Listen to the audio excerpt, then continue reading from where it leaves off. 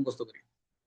তাহলে 161 অনুযায়ী ঘুষের ব্যাখ্যাটা কি হবে? আমরা ঘুষ সম্পর্কে ওখানে ঘুষের যে সংজ্ঞাটা দেওয়া আছে, ঘুষের যেভাবে আছে ওভাবে পড়বেন, পরীক্ষা হবে, ওখান থেকে প্রশ্ন আসবে এবং এখান থেকে এমসিকিউ আসবে, ঘুষের থেকে সাজাটা আসবে। তাহলে আমরা যদি 161 ধারা পর্যালোচনা করি, স্টাডি করে আমরা যেটা দেখতে পাই, 161 মূলত কি বলে? সরকারি কর্মচারীর বৈধ বেতন বা পারিশ্রমিক, বৈধ বেতন বা পারিশ্রমিক ছাড়া কোনো বকশিস সুবিধা বা উপহার, মনোযোগ দেন, কোনো বকশিস, পারিশ্রমিক ছাড়া কোনো বকশিস, কোনো অ্যাডভান্টেজ বা বেনিফিট বা কোনো গিফট গ্রহণ করলে সেটা সরকারি কাজ সম্পাদন বা বিরত রাখা, অন্যের প্রতি অনুগ্রহ বা অসন্তোষ দেখানো, কোনো উপকার বা অপকার করার উদ্দেশ্য হয়, এটাই হচ্ছে ঘুষ বলে গণ্য হবে। আপনারা অনেক নিজের মতো করে লিখতে পারেন, বাট ধারাটা ঠিক রাখতে হবে। আই রিপিট, সরকারি কর্মচারী তার বৈধ বেতন বা পারিশ্রমিক ছাড়া কোনো বকশিস সুবিধা উপহার, তিনটা জিনিস মনে রাখবেন, বৈধ পারিশ্রম ছাড়া বকশিস উপহার এবং সুবিধা নেওয়ার যদি কোনো গ্রহণ করলে অপরাধ, এটা তা অপরাধ। তবে যদি সেটা সরকারি কাজে সম্পন্ন করার জন্য বা যে বিরত থাকে, যে ঘুষ না দিলে আমি কাজটা করবো না, আবার সেটা কাজ করলে ঘুষটা দিলে দেশে কাজটা করে দিলে, এই জন্য বলছে সম্পাদন বা বিরত, দুইটা কথা লেগছে। আপনারা মেন বই পড়বেন, এটা বিশাল মানে এক পাতা লেগছে, এটা লিখলে পরীক্ষা নাম্বার মানে নাম্বার পাবেন, হলে চলে যাবে 20 মিনিট।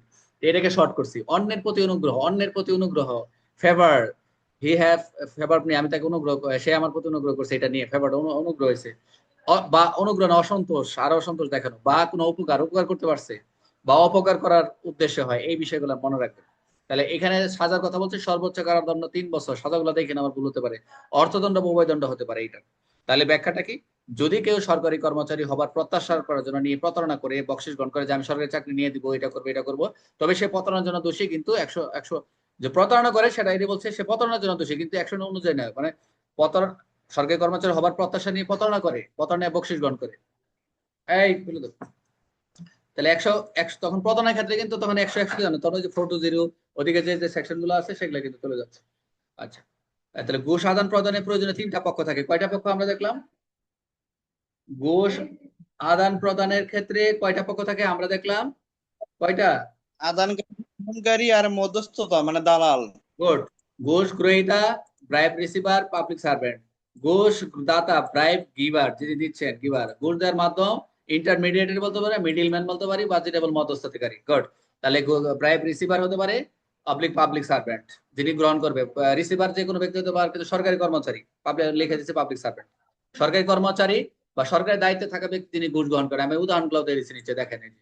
একটু ব্যাখ্যা দিচ্ছি, এগুলো একটু পড়বেন, মেন বই যদি পড়েন ওটা মাথায় আসবে না, দেখবেন আমি চ্যালেঞ্জ দিয়ে বললাম, ওটা যে 10 বার পড়েন যে কি 161 বলছে বলে এটা, বাট এটাকে আমি এটাকে ভেঙে ব্যাখ্যা করে আর একটু বিভিন্ন সহায়তা, এটা আমি আপনাদের সামনে উপস্থাপন করছি যাতে সহজ সহজ। উদাহরণটা কি? একজন সরকারি কর্মী অফিসার যিনি কোনো লাইসেন্স ইস্যু করার জন্য টাকা নেন, লাইসেন্স ইস্যু করার জন্য টাকা নেন, এটা একটা উদাহরণ। ঘুষদাতা, যে ব্যক্তি ঘুষ সরকারি কর্মী ঘুষ দেয়, ব্রাইব গিভার।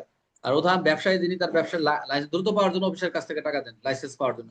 আচ্ছা, ঘুষ দেওয়ার মাধ্যম যেন আমরা সরকারি বিভিন্ন লাইসেন্স করি, যে ব্যক্তি ঘুষ দিতে বা দিতে সাহায্য করে, যিনি মিডিলম্যান মধ্যস্থতাকারী।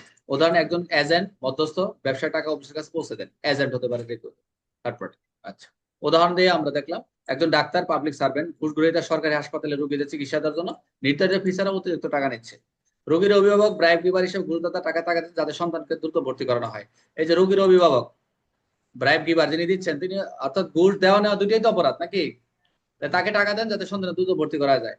আর যিনি কনসালটেন্ট, মিডিলম্যান হচ্ছে মধ্যম, টাকা পৌঁছে দেয়, সে মধ্য হিসেবে কাজ করে, সবাই অপরাধী এখানে। ফলাফল, ডাক্তার 100 যে দোষী, রোগীর অভিভাবক ঘুষদাতা হিসেবে, মধ্যম ব্যক্তি যদি সে জানতো অবৈধ প্রক্রিয়া মধ্যে পৌঁছাচ্ছে, সে দায়ী হতে পারে। মানে যে কারোর মধ্যে দিচ্ছে টাকাটা দিয়ে আসো, এখন তা রফিক ভাই তো জানে না, বা তালিম তো জানে না, আসলে বিষয়টা কি, যে এটা টাকাটা দিচ্ছে, সে যদি জানতো আর কি, সেও দায়ী হতে পারে। 161 অনুযায়ী পরিস্থিতি ঘুষ গ্রহণের অপরাধে পড়ে কি?